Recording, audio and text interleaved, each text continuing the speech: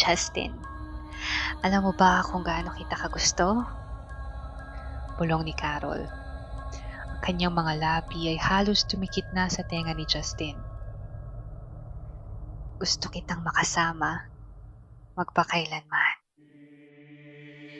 Hindi alam ni Justin kung ano ang isasagot.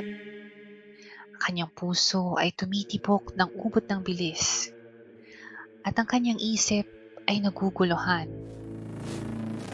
Bago pa nga siya makapagsalita, ay naramdaman niyang may malamig na kamay na humahawak sa kanyang braso. Ang kanyang mga mata ay lumaki sa takot nang makita niyang nagbago ng anyo si Carol. Ang kanyang balat ay naging kulay abo at ang kanyang mga mata ay naging purong itim na walang kaluluwa. Ikaw ang napili ko, Justin.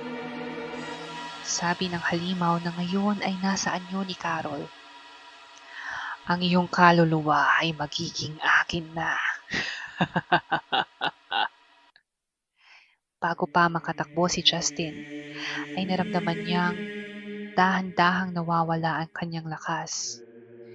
Halos hindi na siya makagalaw.